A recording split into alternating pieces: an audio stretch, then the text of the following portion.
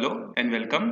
तो आज हम लोग पढ़ने वाले हैं क्लास 12 मैथमेटिक्स का चैप्टर नंबर 3 जिसका नाम है मैट्रिसेस। ठीक है, तो जैसे कि इसके पहले वाले वीडियो में हमने चैप्टर नंबर 1 कंप्लीट कर लिया था, तो इस वीडियो में हम लोग स्टार्ट करेंगे मैट्रिसेस, जो कि एग्जाम पॉइंट ऑफ व्यू से क्या है, काफी ज्यादा इंपॉर्टेंट एक चैप्टर है। ठीक है, तो देखो मैट्रिसेस जो है ये क्या होता है, इसके यूजेस क्या है और क्यों हम लोग क्लास 12 में जो है पढ़ने जा रहे हैं, ये सारी चीजें हम लोग यहाँ पर एक एक करके डिस्कस करेंगे। ठीक है, सो बेसिकली मैट्रिसेस जो होता है वो मैट्रिक्स का क्या है, प्लूरल फॉर्म होता है। ठीक है, मैट्रिक्स जो होता है उसके प्लूरल फॉर्म को ही हम लोग क्या बोलते हैं, मैट्रिसेस बोलते हैं। ठीक है, और मैट्रिसेस होता क्या है, so matrices is the simply rectangular arrangement of elements और नंबर। ठीक है, क्या होता है, देखो सबसे पहले मैट्रिक्स क्या होता है समझते हैं। So matrix is the rectangular arrangement of, या एरे भी बोलते हैं इसको, एरे भी बोल सकते हो या फिर आप अरेंजमेंट भी बोल सकते हो, रेक्टेंगुलर अरेंजमेंट ऑफ नंबर्स और फंक्शन। ठीक है, मैट्रिक्स क्या होता है, एक तरीके का रेक्टेंगुलर अरेंजमेंट होता है। किसका रेक्टेंगुलर अरेंजमेंट होता है, तो आंसर है नंबर्स का या फिर फंक्शन का जो है क्या होता है, रेक्टेंगुलर फॉर्म में जो अरेंजमेंट होता है उसी को हम लोग क्या बोलते हैं, मैट्रिक्स जो है हम लोग बोलते हैं। ठीक है, तो और इसको रिप्रेजेंट कैसे करते हैं, then it is represented by, it is represented by capital letter of alphabet, मतलब ए बी सी डी, इस तरीके से कैपिटल लेटर से इसको क्या किया जाता है, रिप्रेजेंट जो है किया जाता है। ठीक है, जैसे फॉर एग्जांपल अगर मैं यहां पर लिखता हूं a इज इक्वल टू 3 2 1 0 1 4, तो ये क्या कहलाएगा हमारा, ये एक तरीके का जो है मैट्रिक्स कहलाएगा। ठीक है, क्योंकि इसमें हमने क्या किया है, रेक्टेंगुलर फॉर्म में जो है नंबर्स को क्या किया है, अरेंज किया है। ठीक है, यहाँ पर नंबर्स के अलावा कोई फंक्शन भी हो सकता है और नंबर में आपका रियल नंबर भी हो सकते हैं और कॉम्प्लेक्स नंबर भी हो सकते हैं। तो अगर किसी अरेंजमेंट को इस तरीके से रिप्रेजेंट किया जाता है, then it is known as matrix. ठीक है, अब देखो ये जो हॉरिजॉन्टल प्लेसमेंट है, इन हॉरिजॉन्टल प्लेसमेंट्स को बोला जाता है रोज बोला जाता है। ठीक है, तो ये है रो नंबर फर्स्ट, इसको हम लोग बोलेंगे रो नंबर सेकेंड, जिसको रिप्रेजेंट करते हैं R2 से। और ये जो वर्टिकल अरेंजमेंट है, इन वर्टिकल अरेंजमेंट्स को बोला जाता है कॉलम, कॉलम 1, ये है कॉलम 2, ये है कॉलम 3। ठीक है, तो यहाँ पर मैट्रिक्स को रिप्रेजेंट करते हैं कैपिटल लेटर से, इंग्लिश के अल्फाबेट से। उसके बाद जो इसके अंदर में जो नंबर्स डले हुए हैं, इन नंबर्स को हम लोग क्या बोलते हैं, इन नंबर्स को हम लोग बोलते हैं एलिमेंट्स ऑफ द मैट्रिक्स। और अगर एलिमेंट्स अगर हॉरिजॉन्टल फॉर्म में अरेंज्ड हैं तो उनके लिए एक नाम यूज किया जाता है जिसको बोलते हैं रो, और वर्टिकल फॉर्म में अगर अरेंज्ड है तो उसके लिए नाम यूज किया जाता है कॉलम। तो ये हो गया रो 1, ये हो गया रो 2, ये हो गया कॉलम 1, ये हो गया कॉलम 2, ये हो गया कॉलम 3। तो इस तरीके से मैट्रिक्स का जो है रिप्रेजेंटेशन जो है किया जाता है। ठीक है, अच्छा अगर इसके बाद हम लोग आगे बात करें कि इसके ऑर्डर के बारे में बात करते हैं। ठीक है, या फिर सबसे पहले हम लोग बात करते हैं इसके स्टैंडर्ड फॉर्म के बारे में। ठीक है, कि स्टैंडर्ड फॉर्म ऑफ मैट्रिक्स जो है वो क्या होता है। सो मैट्रिक्स को मैंने बताया अभी कैपिटल लेटर से रिप्रेजेंट करते हैं, फिर स्क्वायर ब्रैकेट के अंदर में आता है a belongs for elements of the matrix, और यहाँ पर हम लोग क्या लिखते हैं आई जे। अभी क्या होता है मैं बता रहा हूं, और ये है m क्रॉस n। तो ये है किसी भी मैट्रिक्स का जो है स्टैंडर्ड रिप्रेजेंटेशन। अब देखो एक एक करके डिस्कस करते हैं। ए क्या है, ए है यहाँ पर एलिमेंट्स, किसका एलिमेंट्स, मैट्रिक्स के अंदर में जो भी नंबर रहेंगे, जो भी फंक्शन रहेंगे उसको बोला जाता है एलिमेंट्स। उसके बाद आई जो होता है वो बताता है नंबर ऑफ रोज को। ठीक है, और जे क्या बताता है, कॉलम को। ठीक है, जैसे अभी मैंने ऊपर वाले में आपको बताया ये फर्स्ट रो है, ये सेकंड रो है, ये फर्स्ट कॉलम है, थर्ड कॉलम है, ऐसे करके। तो आई जो होता है, I stands for rows and J stands for column. अच्छा, एम और एन क्या होता है, देखो तो एम होता है number of rows in a matrix, number of rows in the matrix, और एन क्या होता है, number of column in the matrix. और ये जो प्रोडक्ट है ना m क्रॉस n, इस m क्रॉस n प्रोडक्ट को हम लोग क्या बोलते हैं, ऑर्डर ऑफ अ मैट्रिक्स जो है हम लोग बोलते हैं। ठीक है, ऑर्डर ऑफ मैट्रिक्स। जैसे आप किसी लीनियर इक्वेशन का ऑर्डर पढ़ते हो कि नहीं, जैसे अगर मैं यहां पर लिखता हूं 3x square 3x² plus 2x plus 6 is equal to 0। अगर मैं आपसे पूछूं कि इसका ऑर्डर कितना है तो आप क्या बोलोगे कि इसका ऑर्डर जो है 2 है। तो उसी तरीके से ये जो m क्रॉस n होता है ना, इसी m क्रॉस n को हम लोग क्या बोलते हैं, ऑर्डर ऑफ अ मैट्रिक्स जो है हम लोग बोलते हैं। ठीक है, चलो नेक्स्ट देखते हैं कुछ matrices A B C D और इसका ऑर्डर का हम लोग प्रैक्टिस करते हैं। ठीक है, सो देखो ऑर्डर मैंने बताया था कि ऑर्डर को किसी मैट्रिक्स के कैसे लिखा जाता है, हम लोग लिखते हैं उसको m क्रॉस n। ठीक है, m क्या होता है, कितने नंबर ऑफ रोज हैं, और n क्या होता है, कितने नंबर ऑफ कॉलम्स प्रेजेंट हैं। उनको काउंट करके उसको प्रोडक्ट के फॉर्म में क्या करते हैं, हम लोग लिखते हैं। तो जैसे पहले वाले मैट्रिक्स को देखते हैं, ए वाले मैट्रिक्स को, इसमें कितने रोज हैं, तो आंसर है फर्स्ट रो, सेकेंड रो और थर्ड रो। कितने रो बने हमारे पास, 3 रो बने। ठीक है, कितने कॉलम है, फर्स्ट कॉलम सेकेंड कॉलम। तो इस मैट्रिक्स का ऑर्डर हम लोग कैसे लिखेंगे, 3 क्रॉस 2। ठीक है, इसको रीड आउट कैसे करते हैं, 3 क्रॉस 2। और पहला नंबर किसको रिप्रेजेंट कर रहा है, नंबर ऑफ रोज को, और यहाँ पर दूसरा नंबर किसको रिप्रेजेंट कर रहा है, नंबर ऑफ कॉलम को। उसी तरीके से सेकेंड मैट्रिक्स देखते हैं बी। बी में कितने रो है, first row, second row, third row. तो यहाँ पर लिखेंगे 3। कितने कॉलम है, कॉलम 1, कॉलम 2, कॉलम 3। तो यहाँ पर हम लोग क्या लिखेंगे, 3 क्रॉस 3। तो ये जो बी मैट्रिक्स है, बी मैट्रिक्स का ऑर्डर क्या है, 3 क्रॉस 3 है। उसके बाद एक और तीसरा मैट्रिक्स देखते हैं सी। इसमें कितने रो हैं, आंसर है फर्स्ट रो, सेकेंड रो, 2 ही रो है। कितने कॉलम है, कॉलम 1, कॉलम 2, कॉलम 3, कॉलम 4। तो ये कितना हो जाएगा, इसका ऑर्डर 2 क्रॉस 4 हो जाएगा। ठीक है, चलो उसके बाद आगे देखते हैं हम लोग यहाँ पर डी को। ठीक है, डी में क्या है हमारे पास, देखो कितने मैट्रिक्स हैं, कितने रोज हैं, तो आंसर है 2 रोज है, रो नंबर 1 और रो नंबर 2। कितने कॉलम है, column 1, column 2, column 3, column 4, column 5। तो इसका ऑर्डर क्या हो जाएगा, 2 क्रॉस 5। तो इसी तरीके से हम लोग क्या कर सकते हैं, रोज और कॉलम की काउंटिंग करके हम लोग ये बता सकते हैं कि इस मैट्रिक्स का ऑर्डर क्या है। ठीक है, अब देखो इसके बाद अगला जो टॉपिक हमको समझना है वो है number of elements in a matrix. ठीक है, देखो number of elements in a matrix, इसमें हम लोग क्या देखेंगे कि किसी मैट्रिक्स में कितने नंबर ऑफ एलिमेंट्स जो है प्रेजेंट हैं, उसको हम लोग यहाँ पर देखने वाले हैं। ठीक है, जैसे पहले वाले को देखो, पहले वाले का ऑर्डर हमने क्या लिखा है, 3 into 2। तो सिंपली जब आपको नंबर ऑफ एलिमेंट्स पूछे तो आप ऑर्डर को क्या करो, प्रोडक्ट के फॉर्म में जो लिखा हुआ है, जैसे पहले वाले मैट्रिक्स में देखो, पहले वाले मैट्रिक्स का ऑर्डर कितना है, 3 क्रॉस 2। अगर मैं बोलूंगा कि पहले वाले मैट्रिक्स में एलिमेंट कितने हैं, तो इन दोनों को मल्टीप्लाई कर दो, 3 2 कितना हो जाएगा, 6। देखते हैं 6 एलिमेंट है कि नहीं, 1 2 3 4 5 6। ठीक है, यहाँ काउंटिंग करने से भी हमको 6 एलिमेंट मिल गए और मल्टीप्लाई करने से भी 6 एलिमेंट मिल गए। उसी तरीके से बी वाले मैट्रिक्स में कितने एलिमेंट होंगे, तो इसका ऑर्डर है 3 क्रॉस 3। दोनों को मल्टीप्लाई कर दो, 3 3 9। तो सिंपली जब आपको ऑर्डर पूछेगा तो आप उसको प्रोडक्ट के फॉर्म में ही लिख के छोड़ देना, लेकिन जब आपको नंबर ऑफ एलिमेंट्स पूछेगा तो दोनों को क्या कर देना है, आपको मल्टीप्लाई। सिमिलरली जो थर्ड वाला मैट्रिक्स है उसका ऑर्डर क्या है, 2 क्रॉस 4। तो नंबर ऑफ एलिमेंट्स कितने होंगे, 8। उसके बाद अगला जो मैट्रिक्स है डी, डी का ऑर्डर कितना है, 2 क्रॉस 5। तो इसमें कितने एलिमेंट्स होंगे, 10। ठीक है, तो इस तरीके से हम लोग क्या कर सकते हैं, किसी मैट्रिक्स का ऑर्डर, और ऑर्डर के बेसिस पर ही हम लोग क्या डिस्कस कर सकते हैं, उसके नंबर ऑफ एलिमेंट्स के बारे में जो है हम लोग डिस्कस कर सकते हैं। ठीक है, चलो अब इसके बाद हम लोग देखते हैं, ऑर्डर ऑफ अ मैट्रिक्स हो गया, नंबर ऑफ एलिमेंट्स हो गया।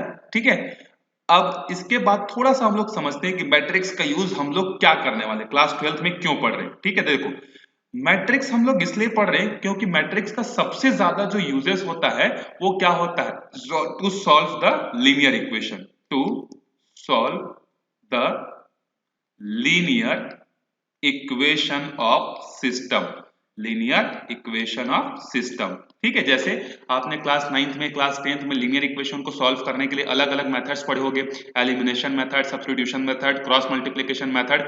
तो वो सारे मेथड्स क्या होते हैं, काफी ज्यादा लंबे भी होते हैं, और अभी तक आप जितना भी पढ़े होंगे वो सिर्फ और सिर्फ 2 वेरिएबल के लिए ही पढ़ोगे, pair of linear equation in 2 variable, x और y के लिए ही पढ़ोगे। लेकिन मान लो अगर हमारे पास एक तीसरा भी वेरिएबल आ गया z, तो उसको कैसे सॉल्व करेंगे, वो तो कॉम्प्लिकेटेड हो जाएगा। ठीक है, तो ऐसे सिस्टम ऑफ लीनियर इक्वेशन को सॉल्व करने के लिए हम लोग किसका यूज करते हैं, मैट्रिक्स का जो है यूज करते हैं। अभी हम लोग आगे देखेंगे भी, ठीक है, कि किस तरीके से लीनियर इक्वेशन को सॉल्व करने के लिए मैट्रिक्स फॉर्म का यूज किया जाता है।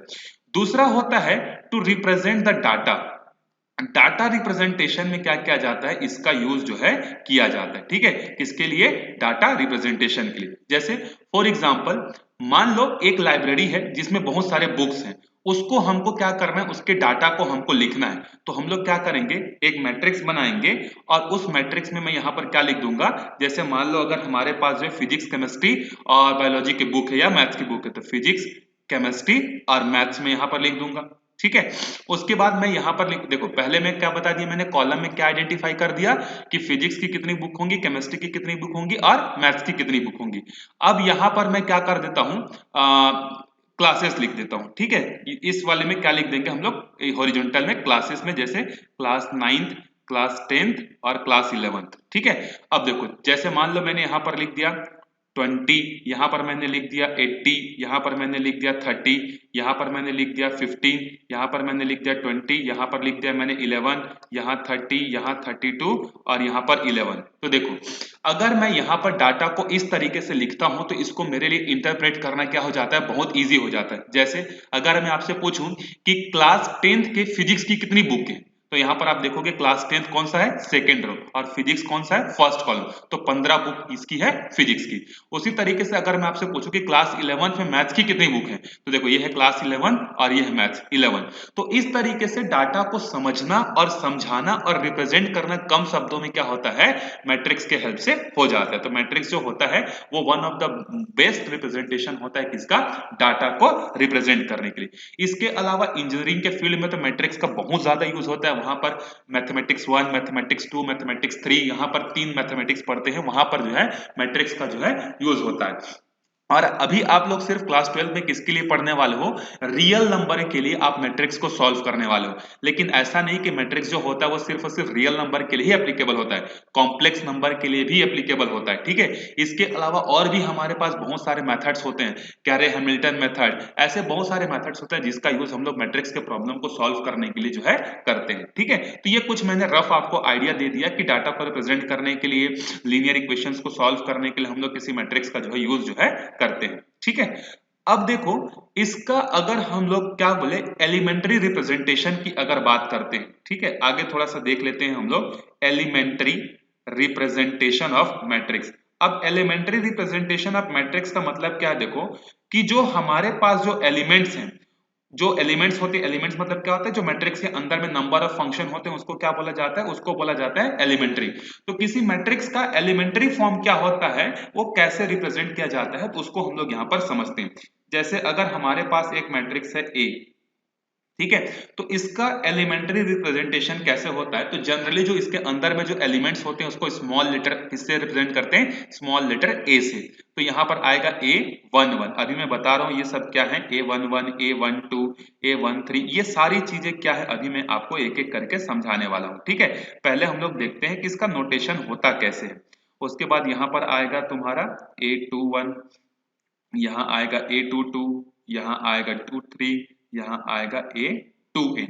इसी तरीके से आप इधर जाते जाओ, इधर जाते जाओ, इधर जाते जाओ, तो यहाँ पर आपको मिलेगा AN1, उसके बाद AN2, AN3, और जब यहाँ पर जाओगे तो आपको मिलेगा ANM। ठीक है, चलो अब ये क्या है, देखो ये है किसी मैट्रिक्स का जो है एलिमेंट्री रिप्रेजेंटेशन। मतलब पहला वाला जो एलिमेंट है वो कहां से बिलोंग कर रहा है, देखो 1 और 1। और मैंने अभी आपको ऊपर में बताया था कि ए के साथ जो आई होता है और जो जे होता है, तो आई बताता है रो को और जे बताता है कॉलम को। तो A11 का मतलब क्या है, अगर मैं आपसे बोलूं A11 एलिमेंट, इसका मतलब मैं कौन से एलिमेंट की बात कर रहा हूं, फर्स्ट रो और फर्स्ट कॉलम में जो एलिमेंट है मैं उसकी बात कर रहा हूं। अगर जैसे मैं आपको बात करता हूं A12 की, A12 का मीनिंग क्या है, 1 देखो पहले नंबर पर आया है, तो फर्स्ट रो और सेकंड कॉलम की बात कर रहा हूं मैं। उसी तरीके से A13 मतलब फर्स्ट रो थर्ड कॉलम। उसी तरीके से इसमें आप आगे जाते जाओगे A14, A15, A16, इसी तरीके से A1n मतलब A1n का मतलब क्या है, फर्स्ट रो का nth नंबर का कॉलम। ठीक है, उसी तरीके से जब आप नीचे जाओगे तो यहाँ पर कौन स्टार्ट हो गया, सेकेंड रो स्टार्ट हो गया। तो इन सब के नाम क्या हो जाएंगे, A21, A22, A23, A24, A2n हो जाएंगे। ठीक है, तो जैसे अगर मैं बात करता हूं A24 की, तो A24 का मतलब क्या है, सेकेंड रो और फोर्थ कॉलम। ठीक है, सेकेंड रो और फोर्थ कॉलम की हम लोग यहाँ पर बात कर रहे हैं। उसी तरीके से A31, A32, A33, A44, A55, जैसे मैं आपसे बोलूं A54 एलिमेंट, क्या है, तो आप क्या बोलोगे कि सर जो मैट्रिक्स है हमारे पास उसमें 5th नंबर का रो और 4th नंबर का कॉलम का जो एलिमेंट होगा वो क्या बनेगा, A54 जो है बनेगा। ठीक है, और यहाँ पर हम लोग फिर क्या लिख देंगे, m cross n। Generally order को हम लोग इस तरीके से मैट्रिक्स के कॉर्नर पे जो है हम लोग रिप्रेजेंट करते हैं। ठीक है, चलो एक एग्जांपल देखते हैं इसी एलिमेंट्री फॉर्म के बेसिस पर। मान लो हमारे पास एक मैट्रिक्स है, मैट्रिक्स का नाम है A और A इज इक्वल टू है -1 2 3, यहाँ पर ले लेते हैं 4, यहाँ ले लेते हैं 3, यहाँ ले लेते हैं 1, यहाँ 0, यहाँ -1, यहाँ 6, यहाँ 2, यहाँ 1, यहाँ 0।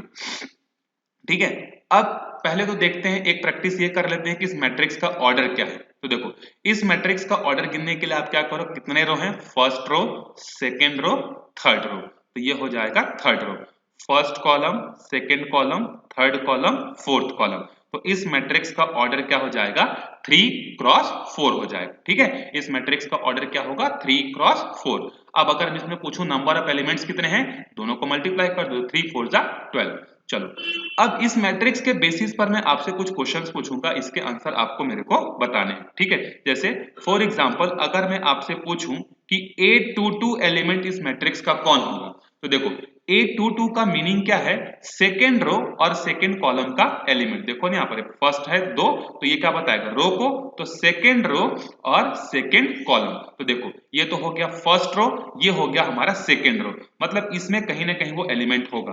तो ये है हमारा रो नंबर 2 और हमारा कॉलम नंबर 2 कौन है, ये। तो रो 2 और कॉलम 2 में कौन सा एलिमेंट आ रहा है, ये। तो A22 की वैल्यू कितनी है, 3। ठीक है, उसी तरीके से अगर मैं आपसे बोलूं कि A14 की वैल्यू कितनी है, A14 का मतलब क्या है, first row and fourth column. तो देखो फर्स्ट रो ये है, फोर्थ कॉलम ये है, तो A14 की वैल्यू क्या हो जाएगी, 0 हो जाएगी। ठीक है, उसी तरीके से अगर मैं आपसे पूछूं कि इसमें A24 कहां है या A24 की वैल्यू कितनी है, तो देखो A24 का मतलब क्या है, सेकेंड रो और फोर्थ कॉलम। तो सेकेंड रो फोर्थ कॉलम की वैल्यू हमारे पास कितनी है, -1 है।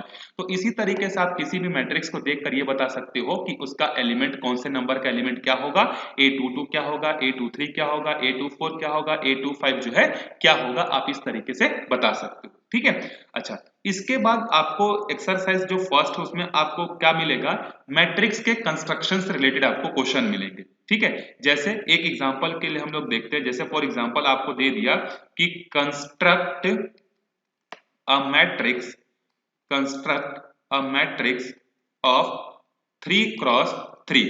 आपको क्या करना है, एक मैट्रिक्स का कंस्ट्रक्शन करना है और उसका ऑर्डर कितना होना चाहिए, 3 क्रॉस 3। और उस मैट्रिक्स का जो जनरल फॉर्म है, matrix A is equal to AIJ, और यहाँ पर है सॉरी ये हमारा तो क्या होता है, स्टैंडर्ड फॉर्म होता है। ठीक है, ये स्टैंडर्ड फॉर्म होता है। इस क्वेश्चन के लिए जो आपको जनरल फॉर्म दिया होगा वो कुछ भी हो सकता है, जैसे A is equal to, suppose हमने यहां पर रखा मॉड्यूलस 2I प्लस J। ठीक है, ये हमने क्या किया, इसका जनरल फॉर्म जो है हमने लिखा, ये हमारा स्टैंडर्ड फॉर्म है, ये हमारा क्या है, जनरल फॉर्म है। अब देखो इसी जनरल फॉर्म के बेसिस पर आपको क्या करना है, एक 3 क्रॉस 3 का मैट्रिक्स जो है आपको बनानी है। ठीक है, तो देखो सबसे पहले तो आप रफली ये जान लो कि 3 क्रॉस 3 का जो मैट्रिक्स है वो दिखेगा कैसे। तो 3 क्रॉस 3 का मैट्रिक्स आपके लिए मैं यहाँ पर लिख रहा हूँ, देखो कैसा दिखेगा, A11 A12 A13। 3 क्रॉस 3 का मतलब 3 रो और 3 ही कॉलम। तो यहाँ पर आएगा A21, यहाँ आएगा आपके पास A22 और यहाँ आएगा आपके पास A23। फिर यहाँ आपके पास क्या आएगा, A31, यहाँ कितना आएगा A32 और यहाँ कितना आएगा A33 जो है आपके पास आएगा। ठीक है, चलो एक एक एलिमेंट्स को निकालते जाते हैं, फिर इस स्टैंडर्ड फॉर्म में हम लोग क्या करेंगे, उस वैल्यू को पुट कर देंगे।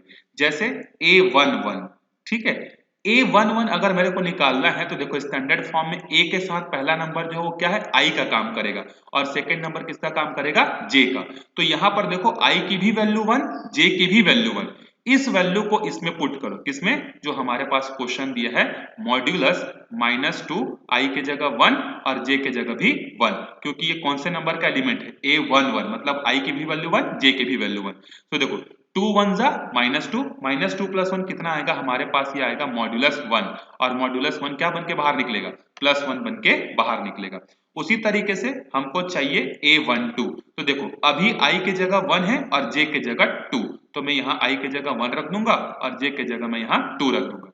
तो माइनस 2 1 सा -2 +2 कितना हो जाएगा 0, और 0 का मॉड्यूलस तो 0 ही होगा। उसी तरीके से मैं यहाँ पर थर्ड एलिमेंट निकालूंगा क्या, A13। तो देखो अभी I के जगह 1 ही है, J के जगह 3 है, सो -2 × 1 + 3। तो देखो -2 × 1 कितना हो जाएगा -2, -2 + 3 कितना हो जाएगा +1। तो यहाँ पर आएगा मॉड्यूलस 1 और मॉड्यूलस 1 कितना बन के बाहर निकलेगा 1। ठीक है, तो ये हमने 3 एलिमेंट्स निकाले। फिर यहाँ आगे देखते हैं हम लोग A21। तो देखो I के जगह 2 है, J के जगह 1 है, तो आप यहाँ पर क्या करो -2 I के जगह रख दो 2 और J के जगह रखो 1। कैसे आया ये, तो देखो मैंने अभी यहाँ पर बताया था Aij होता है, तो पहला वाला जो नंबर होता है वो I के लिए होता है, दूसरा नंबर जो है J के लिए होता है। तो देखो I के जगह मैंने 2 रख दिया और J के जगह 1 रख दिया। तो 2 2 जार कितना हो जाएगा, ये हो जाएगा -4, -4 + 1 कितना हो जाएगा -3, और -3 क्या बन के बाहर निकलेगा मॉड्यूलस के +3 बन के जो है ये बाहर निकलेगा। ठीक है, चलो उसके बाद अगला एलिमेंट देखते हैं A22। A22 का मतलब क्या है, I की भी वैल्यू 2 है, J की भी वैल्यू 2 है, तो ये हो गया -2, I के जगह 2 और J के जगह भी 2। याद रखना सबको आपको इसी वैल्यू में पुट करने जो कि जनरल फॉर्म आपको दिया होगा। सो 2 2 जार -4, -4 + 2 कितना हो जाएगा -2 मॉड्यूलस, तो मॉड्यूलस से क्या बन के बाहर निकल जाएगा +2 बन के बाहर निकल जाएगा। ठीक है, देन उसके बाद हम लोग निकालते हैं A23, क्योंकि A23 भी हमको चाहिए। यहाँ पे देखो तो अभी भी I के जगह आप कितना रखोगे 2 रखोगे और J के जगह कितना रखोगे 3 रखोगे, तो 2 2 जार -4, -4 + 3 कितना हो जाएगा -1, और -1 क्या बन के बाहर निकलेगा +1 बन के बाहर जो है निकलेगा। ठीक है, चलो अब इसके बाद हम लोग और कौन कौन से एलिमेंट निकालना है हमको, A31, A32 और A33। तो यहाँ पर देखो A31, तो I के जगह कितना रखेंगे 3 और J के जगह कितना रखेंगे 1, तो ये हो जाएगा -2 × 3 + 1, तो 3 2 जार -6, -6 + 1 कितना हो जाएगा -5, और -5 क्या बन के बाहर आएगा +5 बन के बाहर आ जाएगा। ठीक है, उसके बाद देखो अगला हमको निकालना है A32। तो यहाँ पर देखो -2 और इसके जगह आ जाएगा हमारे पास 3 और J के जगह आ जाएगा 2, तो 3 2 जार -6, -6 + 2 कितना हो जाएगा -4, और -4 क्या बन के बाहर निकलेगा +4 बन के बाहर निकलेगा। उसके बाद लास्ट जो एलिमेंट हमको चाहिए वो है A33, मतलब I की जगह 3 और J के जगह भी 3, तो ये हो जाएगा I33, और ये देखो 3 2 जार -6 और यहाँ पर +3 कितना हो जाएगा -6 + 3, यहाँ पर हो जाएगा हमारे पास -3, और -3 क्या बन के बाहर निकलेगा +3। अब देखो हमको जो जो एलिमेंट्स चाहिए थे वो सारे एलिमेंट्स हमने निकाल लिए, फिर लास्ट में लिखेंगे हेंस द मैट्रिक्स, इसको आप लास्ट में लिखोगे। तो देखो पहला क्या है A11, यहाँ देखो A11, तो A11 की वैल्यू हमारे पास कितनी थी 1, तो ये हो गया 1। उसके बाद A12 की वैल्यू हमारे पास कितनी है 0। उसके बाद देखो A13 की वैल्यू हमारे पास है 1, तो फर्स्ट रो के एलिमेंट ये होंगे। उसके बाद A21, तो A21 की वैल्यू देखो हमारे पास कितनी है 3, A22 की वैल्यू हमारे पास कितनी है 2, A23 की वैल्यू हमारे पास कितनी है 1। उसके बाद A31 की वैल्यू हमारे पास कितनी है देखो 5, A32 की वैल्यू हमारे पास कितनी है 4, A33 की वैल्यू हमारे पास कितनी है 3।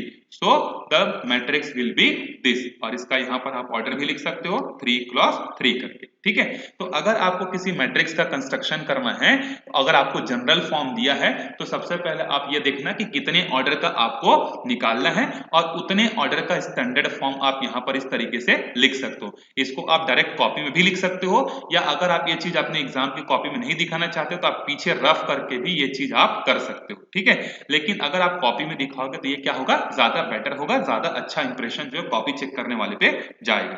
ठीक है, तो आपको कितने भी ऑर्डर का मैट्रिक्स बनाने के लिए आपको दे सकता है। ठीक है, और उसका जनरल फॉर्म कुछ भी हो सकता है, जैसे मैंने अभी जनरल फॉर्म आपके लिए क्या दिया था, A = modulus of 2i - 2i + j करके दिया था। ठीक है, बाकी कुछ भी ये हो सकता है आगे।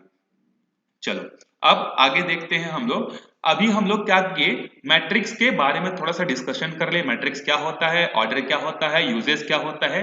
अब थोड़ा सा हम लोग अब आगे समझते हैं कि मैट्रिक्स के टाइप्स कितने कितने होते हैं, ठीक है, क्योंकि हमको टाइप्स ऑफ मैट्रिक्स भी पता होना चाहिए, ठीक है। तो आगे देखते हैं हम लोग टाइप्स ऑफ मैट्रिक्स। तो वैसे तो मैट्रिक्स के बहुत सारे टाइप्स होते हैं, लेकिन जो एनसीईआरटी में जो आपको मैट्रिक्स के टाइप्स पढ़ने हैं उसमें ऐसे मैट्रिक्स के बारे में ही पढ़ना है जो कि सिर्फ और सिर्फ कैसे होते हैं, रियल नंबर वाले होते हैं या रियल फंक्शन वाले ही होते हैं, ठीक है। सो देखो, सबसे पहला मैट्रिक्स जो हमारा होता है जिसको हम लोग बोलते हैं नल मैट्रिक्स और जीरो मैट्रिक्स, नल मैट्रिक्स और जीरो मैट्रिक्स। तो देखो, नल और जीरो मैट्रिक्स का मतलब क्या है, एक ऐसा मैट्रिक्स जिसके सारे के सारे एलिमेंट्स क्या हो, जीरो, ऐसे मैट्रिक्स को हम लोग क्या बोलते हैं, नल मैट्रिक्स और जीरो मैट्रिक्स जो है हम लोग बोलेंगे, ठीक है। सो एक ऐसा मैट्रिक्स जिसके ऑल एलिमेंट्स क्या है, zero, it's called null matrix. फिर उसके बाद देखते हैं हम लोग रो मैट्रिक्स के बारे में। सेकेंड जो है हमारे पास है रो मैट्रिक्स। रो मैट्रिक्स का मतलब क्या होता है, जिसमें सिर्फ और सिर्फ क्या हो, वन रो ही हो। जैसे for example b is equal to, मैंने अगर यहां पर लिख दिया 2 -1 और 0, तो इसमें देखो कितने रो हैं, एक ही रो है, कॉलम कितने भी हो डजंट मैटर। रो मैट्रिक्स में क्या कंडीशन होनी चाहिए कि उसमें सिर्फ और सिर्फ एक ही रो जो है होना चाहिए, ठीक है। आपको यहाँ पर कॉमा नहीं लगाना है, ठीक है। आप यहाँ पर जैसे सेट्स में ऑर्डर्ड पेयर में कॉमा लगाते थे ना, तो वैसे यहाँ पर आपको इन एलिमेंट्स के बीच में कॉमा नहीं लगाना, ठीक है। सो ये हो गया हमारा रो मैट्रिक्स। तीसरा हो गया हमारा कॉलम मैट्रिक्स, ठीक है। अगला हो गया हमारा कॉलम मैट्रिक्स। तो कॉलम मैट्रिक्स में क्या होगा, जिस तरीके से रो मैट्रिक्स में वन रो था, कॉलम मैट्रिक्स में क्या होगा, ओनली वन कॉलम जो है वहां पर क्या रहेगा, प्रेजेंट रहेगा। रो कितने भी हो सकते हैं, बस कॉलम कितना होगा, वन होगा। तो जैसे C इज इक्वल टू, हम लोग मान लो लिख लेते हैं small a small b small c। तो देखो इसमें कितने रो हैं, आंसर है 3 रो है, row number 1, row number 2, row number 3, लेकिन कॉलम कितना है, सिर्फ और सिर्फ एक। तो ऐसे मैट्रिक्स को हम लोग क्या बोलते हैं, कॉलम मैट्रिक्स। अच्छा, साथ ही साथ टाइप्स में हम लोग ऑर्डर्स का भी रिवीजन कर लेते हैं। तो जैसे नल मैट्रिक्स, नल मैट्रिक्स का ऑर्डर कितना होगा, फर्स्ट रो सेकंड रो, मतलब 2 रो, कितने कॉलम, 1 2 3, तो इसका ऑर्डर हो जाएगा 2 क्रॉस 3। और उसके बाद रो मैट्रिक्स में देखो कितने रोज हैं, तो आंसर है एक रो है, लेकिन कॉलम कितने हैं, 3, तो ये हो जाएगा 1 क्रॉस 3। उसी तरीके से देखो कॉलम मैट्रिक्स, कॉलम मैट्रिक्स में कॉलम कितना है, 1, लेकिन रो कितने हैं, 1 2 3, तो 3 रो और एक कॉलम, तो इसका ऑर्डर क्या हो जाएगा, 3 क्रॉस 1 जो है ये हमारा ऑर्डर जो है हो जाएगा, ठीक है। उसके बाद कॉलम मैट्रिक्स हो गया। उसके बाद फोर्थ हम लोग चलते हैं रेक्टेंगुलर मैट्रिक्स के बारे में, ठीक है। So what is rectangular matrix, let's see what is rectangular matrix. तो देखो रेक्टेंगल मतलब आप पढ़े होंगे ज्योमेट्री में, जिसका लेंथ और ब्रेड्थ इक्वल नहीं होता है उसको हम लोग क्या बोलते हैं, रेक्टेंगुलर मैट्रिक्स बोलते हैं। तो एक ऐसा मैट्रिक्स जिसमें नंबर ऑफ रोज और नंबर ऑफ कॉलम्स जो है सेम ना हो, वो क्या कहलाता है, हमारा रेक्टेंगुलर मैट्रिक्स जो है कहलाता है, ठीक है। मतलब नंबर ऑफ रोज और नंबर ऑफ कॉलम अगर सेम नहीं है किसी मैट्रिक्स में, तो हम लोग उसको क्या बोल सकते हैं कि it is a rectangular matrix. For example मैं यहां पर आपके लिए एक मैट्रिक्स लिखता हूं, जैसे D is equal to A 2 3 4, उसके बाद B, उसके बाद यहां लिखते हैं -1 C D, कुछ भी एलिमेंट्स आप लिख सकते हो।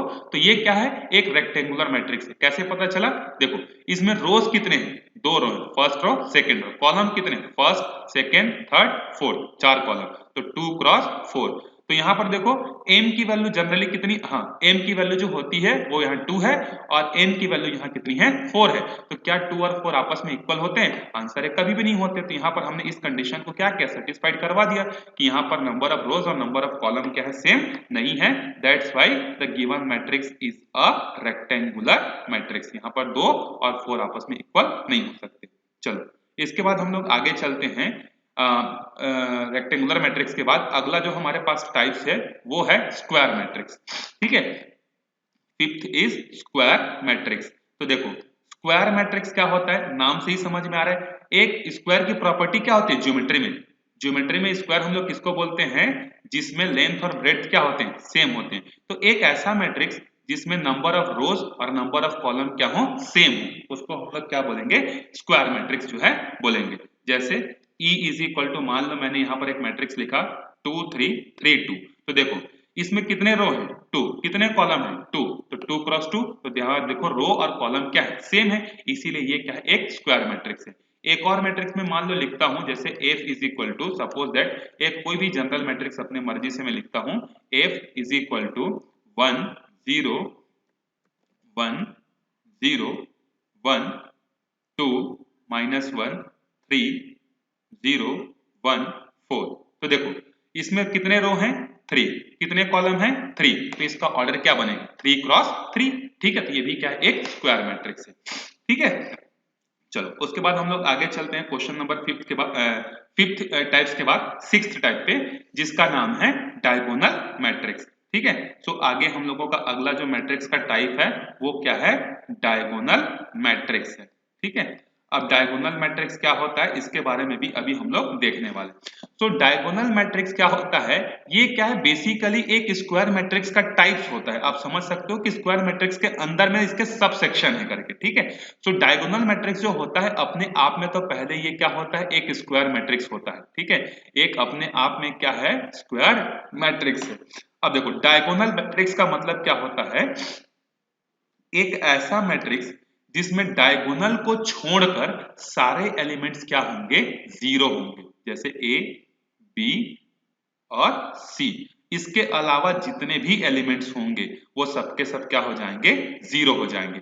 तो इसको हम लोग क्या बोलते हैं डायगोनल मैट्रिक्स जो है बोलते हैं। ठीक है, सो डायगोनल कौन सा बना, यहाँ पर देखो ये वाला जो है एक डायगोनल है। ठीक है, तो ये क्या कहलाएगा हमारा डायगोनल मैट्रिक्स कहलाएगा। ठीक है, समझ में आ गया, डायगोनल मैट्रिक्स में सारे एलिमेंट जीरो नहीं होते, इसके अलावा जितने भी होते हैं वो सब क्या होते हैं जीरो होते हैं। और डायगोनल मैट्रिक्स के लिए एक और कंडीशन क्या होता है कि इसमें i की वैल्यू और j की वैल्यू क्या होनी चाहिए सेम। जैसे ये वाला, इस एलिमेंट का नाम क्या होगा a11, देखो i और j दोनों सेम है। इस वाले का नाम क्या होगा a22, देखो सेम है। ये c वाले का नाम देखो क्या होगा a33। तो देखो i और j की वैल्यू हर जगह क्या है सेम है, तो इससे हम लोग डायगोनल की पहचान जो है कर सकते हैं। ठीक है, चलो अगला देखते हैं हम लोग। डायगोनल के बाद स्क्वायर का ही एक और टाइप होता है जिसको हम लोग क्या बोलते हैं स्केलर मैट्रिक्स जो है हम लोग बोलते हैं। ठीक है, तो अगला है हमारे पास स्केलर मैट्रिक्स। ठीक है, नेक्स्ट है स्केलर मैट्रिक्स के बारे में देखते हैं। देखो स्केलर मैट्रिक्स क्या होता है, जिस एक ऐसा स्क्वायर मैट्रिक्स जिसके सारे एलिमेंट्स डायगोनल के क्या होने चाहिए, पहले तो नॉन जीरो होने चाहिए और वो सबके सब कैसे होने चाहिए सेम होने चाहिए। जैसे डायगोनल में यहाँ बी लिखा है तो यहाँ भी बी और यहाँ भी बी, इसके अलावा ये सारे एलिमेंट्स कैसे होंगे जीरो होंगे। ठीक है, तो आप बोलोगे कि सर ऊपर वाले और नीचे वाले में क्या डिफरेंस है, तो देखो यहाँ पर जो डायगोनल के एलिमेंट्स थे वो सेम नहीं थे, लेकिन यहाँ पर देखो डायगोनल्स के जितने भी एलिमेंट्स है वो सारे के सारे डायगोनल्स के एलिमेंट्स आपस में कैसे हैं सेम है। तो इसीलिए इसको हम लोग क्या बोलते हैं स्केलर मैट्रिक्स जो है हम लोग इसको बोलते हैं। ठीक है, चलो इसके बाद एक और होता है आइडेंटिटी मैट्रिक्स करके। ठीक है, आइडेंटिटी मैट्रिक्स डिस्कस कर लेते हैं, उसके बाद हम लोग आगे जाएंगे आइडेंटिटी मैट्रिक्स के बाद। तो आइडेंटिटी मैट्रिक्स का मतलब क्या होता है, एक ऐसा मैट्रिक्स जिसके सारे एलिमेंट्स क्या हो आइडेंटिटी, आइडेंटिटी मतलब वन हो। तो अगला हमारा टाइप है identity, identity matrix, identity matrix. ये भी एक स्क्वायर मैट्रिक्स का ही टाइप है। अब इसमें क्या होंगे, जितने भी डायगोनल्स के एलिमेंट्स होंगे वो वन वन होंगे और इसके अलावा जो रिमेनिंग जो बचे एलिमेंट्स वो सब आपस में क्या हो जाएंगे जीरो हो जाएंगे। ठीक है, तो ये हमारे क्या कहलाता है आइडेंटिटी मैट्रिक्स जो है कहलाता है। फिर इसके बाद हम लोग आगे देखते हैं 9th नंबर, जिसका नाम है लोअर ट्रायंगल। ठीक है, लोअर ट्रायंगल मैट्रिक्स जिसको बोलते हैं लोअर ट्रायंगल मैट्रिक्स। देखो लोअर ट्रायंगल मैट्रिक्स क्या होता है, एक ऐसा मैट्रिक्स जिसमें डायगोनल और डायगोनल के नीचे के जितने भी एलिमेंट्स हैं वो सब जीरो नहीं होंगे, फिर इसके बाद जितने भी एलिमेंट्स बचे वो सब क्या हो जाएंगे जीरो हो जाएंगे। ठीक है, ये देखो ये डायगोनल है और डायगोनल के नीचे देखो यहाँ पर एक ट्रायंगल जैसा बन रहा है कि नहीं, तो इसी को हम लोग क्या बोलते हैं लोअर ट्रायंगल मैट्रिक्स बोलते हैं। ठीक है, तो डायगोनल के नीचे के एलिमेंट्स जीरो नहीं होंगे, ऊपर के एलिमेंट्स जीरो होंगे। इसी में हम लोग एक और चीज देख सकते हैं अपर ट्रायंगुलर मैट्रिक्स क्या होता है। ठीक है, सो अपर ट्रायंगुलर मैट्रिक्स, तो उसका उल्टा हो जाएगा। लोअर में क्या था, नीचे के एलिमेंट जीरो नहीं थे, यहाँ पर क्या होंगे, नीचे के एलिमेंट जीरो हो जाएंगे और बाकी डायगोनल के ऊपर के जितने भी एलिमेंट्स बचे वो आपस में जीरो नहीं होंगे। तो देखो इस केस में कौन जीरो होगा, ये जो नीचे के जितने भी एलिमेंट्स हैं ये होंगे। अब देखो ये ऊपर में एक ट्राइंगल जैसा फॉर्म कर रहा है, तो इसको हम लोग क्या बोलते हैं, अपर ट्राइंगुलर मैट्रिक्स जो है हम लोग बोलते हैं, ठीक है। अच्छा, इसके बाद हम लोग एक और चीज देखते हैं, अगला जो हमको समझना है, हमने लोअर ट्रायंगुलर अपर ट्रायंगुलर जो समझ लिया, ठीक है। अब देखते हैं एक और छोटा सा कंसेप्ट है जिसको हम लोग बोलते हैं ट्रेस ऑफ मैट्रिक्स क्या होता है, ठीक है। कई बार पूछ देता है कि एक 1 मार्क्स का क्वेश्चन दे देता है और बोलता है कि what is the trace of matrix करके, ठीक है। तो ट्रेस ऑफ मैट्रिक्स कोई बहुत बड़ी चीज नहीं है। ट्रेस ऑफ मैट्रिक्स क्या होता है, sum of diagonals element, sum of diagonals elements, मतलब जितने भी मैट्रिक्स के अंदर में डायगोनल्स होंगे, सारे डायगोनल्स के एलिमेंट्स का अगर हम लोग समेशन कर देते हैं तो वो क्या कहलाता है, ट्रेस ऑफ मैट्रिक्स जो है कहलाता है, ठीक है। सो यहां पर हमने क्या किया, टाइप्स ऑफ मैट्रिसेस जो है हमने कवर अप कर लिए, ठीक है। ये पूरा का पूरा क्या है, हमारा इंट्रोडक्शन पार्ट है, किसका, मैट्रिक्स का जो है पूरा का पूरा ये हमारा इंट्रोडक्शन है, ठीक है। एक्सरसाइज के क्वेश्चन हम लोग करेंगे और उसको सेपरेट वीडियो में करेंगे। यहां तक आप, आई होप आपको समझ में आ गया होगा टाइप्स ऑफ मैट्रिक्स क्या होता है, मैट्रिक्स क्या होते हैं, इसके यूजेस क्या होते हैं, इसका स्टैंडर्ड नोटेशन क्या होता है, अगर जनरल फॉर्म हमको दिया है तो हम लोग किसी भी ऑर्डर का मैट्रिक्स कैसे फॉर्म कर सकते हैं, कितने नंबर ऑफ एलिमेंट्स वो कैसे हम लोग आइडेंटिफाई कर सकते हैं। तो यहाँ पर हमारे टाइप्स ऑफ मैट्रिक्स क्या होते हैं, कवर होते हैं, ठीक है। एक और लास्ट टॉपिक हम लोग छोटा सा देख लेते हैं जिसको हम लोग बोलते हैं इक्वल मैट्रिक्स क्या होता है, ठीक है। देखो इक्वल मैट्रिक्स क्या होता है, two matrix if said to be equal, यहां पर मैं पहले डिफाइन कर देता हूं, two matrix is said to be equal if. अब देखो दो मैट्रिक्स को हम लोग इक्वल मैट्रिक्स कब बोलेंगे, तो सबसे पहला है when if their order should be same, their order should be same, उसके ऑर्डर कैसे होने चाहिए, सेम होने चाहिए। जैसे अगर पहला वाला मैट्रिक्स अगर 2 क्रॉस 3 का है तो दूसरा वाला मैट्रिक्स भी 2 क्रॉस 3 का होना चाहिए, ठीक है। लेकिन अगर ऑर्डर सेम हो जाने से वो मैट्रिक्स आपस में इक्वल नहीं होंगे, इसको एक और टेस्ट पास करना पड़ेगा, ठीक है। पहला टेस्ट क्या है इक्वल होने के लिए, कि उनके ऑर्डर सेम होने चाहिए। जैसे अब मैं यहां पर लिखता हूं, मान लो एक एलिमेंट है जिसका ऑर्डर है 3 क्रॉस 2, तो ये अगर एक और मैट्रिक्स में यहां पर लिखता हूं जिसका ऑर्डर है 2 क्रॉस 3, तो ये दोनों मैट्रिक्स आपस में इक्वल नहीं होंगे, क्योंकि पहले टेस्ट में ये फेल हो गए। पहला टेस्ट क्या है कि उसके ऑर्डर सेम होने चाहिए, तो पहले वाले का ऑर्डर कितना है देखो 3 क्रॉस 2, दूसरे वाले का ऑर्डर कितना है देखो 2 क्रॉस 3, तो ये दोनों आपस में इक्वल नहीं हो सकते, आगे चेक करना ही नहीं है। अब देखो अगर दो मैट्रिक्स के ऑर्डर सेम हो गए तो उसके बाद जो अगला जो चेक करना है वो है their corresponding order should be equal, their corresponding element, sorry, their corresponding elements should be same, corresponding element should be same, should be same, ठीक है। तो अगर दो मैट्रिक्स इन दोनों टेस्ट को पास कर जाते हैं तो हम लोग क्या बोलेंगे कि both matrix are equal matrix, ठीक है। जैसे अगर मैं यहां पर एक मैट्रिक्स लिखता हूं 1 2 3 4 और एक दूसरा मैट्रिक्स लिखता हूं, ये है A और ये है हमारे पास मान लो दूसरा मैट्रिक्स B, 1 2 3 4। अगर मैं आपसे पूछूं कि क्या ए मैट्रिक्स और बी मैट्रिक्स आपस में इक्वल हैं, तो सबसे पहले आप दो चीज चेक करोगे। पहला तो चेक करोगे कि क्या इनका ऑर्डर सेम है, तो पहले वाले मैट्रिक्स का ऑर्डर है 2 क्रॉस 2 और दूसरे वाले मैट्रिक्स का भी ऑर्डर कितना है 2 क्रॉस 3, 2 क्रॉस 2, तो पहला टेस्ट तो पास हो गया, मतलब हो सकता है। अब सेकंड देखते हैं कि क्या उसके करस्पॉन्डिंग एलिमेंट सेम है, तो आंसर है यस। देखो इसका पहला एलिमेंट 1 है, इसका भी पहला एलिमेंट 1 है, इसका A12 एलिमेंट 2 है, इसका भी A12 एलिमेंट है, इसके बाद इसका A21 3 है, ये भी 3 है, इसका A22 4 है, इसका भी 4 है। मतलब हम लोग क्या बोल सकते हैं कि एक A मैट्रिक्स और B मैट्रिक्स आपस में क्या है, इक्वल है। तो इक्वल होने के लिए दो कंडीशन क्या होनी चाहिए, सेटिस्फाइड जो है होनी चाहिए, ठीक है। एक इक्वल मैट्रिक्स का एक क्वेश्चन हम लोग यहाँ पर सॉल्व कर लेते हैं जो कि आपके एनसीईआरटी में दिया हुआ है। देखो एनसीईआरटी का एग्जांपल नंबर 4 में क्या दिया है, अगर आपके पास एक मैट्रिक्स है ये वाला 3 क्रॉस 3 का और एक दूसरा मैट्रिक्स है ये भी 3 क्रॉस 3 का, तो आपको बोल रहा है कि find the value of a B c x y and z. इन सब की वैल्यू आपको क्या करनी है, फाइंड करनी। तो देखो दोनों मैट्रिक्स के बीच में कौन सा साइन लगा हुआ है, इक्वल साइन। इसका मतलब ये दोनों मैट्रिक्स आपस में इक्वल है, और अगर दो मैट्रिक्स अगर आपस में इक्वल है तो हम लोग क्या क्या बोल सकते हैं कि इसके ऑर्डर तो सेम होंगे ही, और इसके करेस्पॉन्डिंग एलिमेंट्स आपस में कैसे होंगे, सेम होंगे। तो देखो पहले वाले में जो फर्स्ट एलिमेंट है a11 वो x प्लस 3 है, दूसरे वाले में जो a11 है वो 0 है। तो आप यहां पर क्या लिखोगे, on comparing the corresponding elements of to matrices, हम लोगों को इसका फर्स्ट एलिमेंट ये मिलेगा और इसका फर्स्ट एलिमेंट ये मिलेगा। तो मैं यहां पर जब कंपेयर करूंगा तो x प्लस 3 की वैल्यू कितनी रखूंगा, 0। तो यहां से x की वैल्यू कितनी आ गई, -3 आ गई। अब देखो आपको सबको सॉल्व करने की जरूरत नहीं है, आपके लिए जो जो काम का चीज है आप सिर्फ उसी को सॉल्व करो। जैसे आपको x चाहिए, y चाहिए, z चाहिए, तो कहां कहां से आप x y z निकाल सकते हो, उन एलिमेंट्स को ही लेना, बाकी सबको आपस में कंपेयर करने की जरूरत नहीं है। तो यहां पर हमको x की मिल गई 3। अब जैसे देखो z प्लस 2 मतलब a12 और यहां पर है a12 6, तो इन दोनों को जब मैं आपस में कंपेयर करूंगा तो z plus 4 is equal to मेरे को क्या मिलेगा, 6, और यहां से z की वैल्यू क्या मिलेगी, 2। तो z की वैल्यू हमको यहां से मिल गई। अब y कहां से मिलेगा, यहां से मिलेगा। देखो इसका थर्ड एलिमेंट है 2y माइनस 7 और इसका एलिमेंट है 3y माइनस 2, दोनों को आपस में कंपेयर करो। तो 2y minus 7 is equal to 3y minus 2। अब -2 को इधर भेज दो तो +2 हो जाएगा, तो ये हो जाएगा -7 + 2, इधर बचेगा 3y और ये 2y इधर जाकर हो जाएगा -y। तो y इज इक्वल टू हमारे पास कितना आएगा, -5 आएगा।